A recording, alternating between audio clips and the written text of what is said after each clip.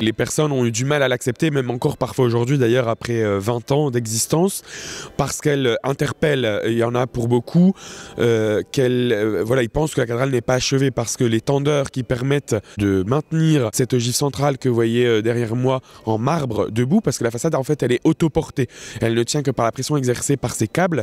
Beaucoup de gens pensent que c'est des travaux en fait, que c'est un échafaudage, et aussi parce que le fait que cette façade soit contemporaine et puisse au départ, enfin pour beaucoup de gens, elle pouvait jurer avec le reste de l'édifice qui s'est construit, donc, comme je vous le disais, en 1854 et au 19e dans ce style qui était très en vogue à ce moment-là, c'est le néo-gothique. Donc ça surprend toujours parce qu'il y a ces deux styles architecturaux présents à l'extérieur, c'est-à-dire que tout le chevet est en néo-gothique et la façade est contemporaine. Avant que cette façade contemporaine soit inaugurée en 1999, eh bien la cathédrale n'était pas achevée. Cette nef centrale était fermée par des briques et de la tôle.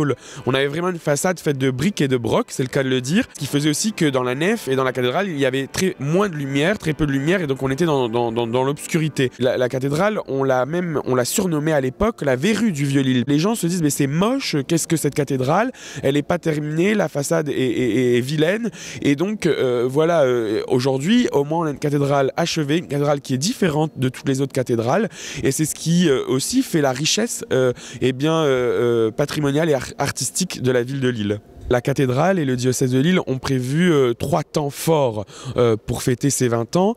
Tout d'abord, il y a cette exposition dans la cathédrale, dans notre espace d'exposition, la chapelle du Sacré-Cœur, une exposition photographique où on a, sont exposées des photos d'archives pour montrer la façade ce qu'elle était avant 1994.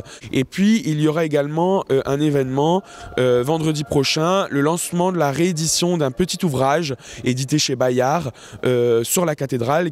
Et puis un troisième événement, il y aura une messe présidée par Monseigneur Ulrich, archevêque de Lille, par l'évêque auxiliaire Monseigneur Héroard, et par l'évêque qui avait inauguré en 99 cette façade, Monseigneur de Foix. Une messe le lundi 23 décembre à 17h30 où toutes et tous, tout le monde est invité. Voilà.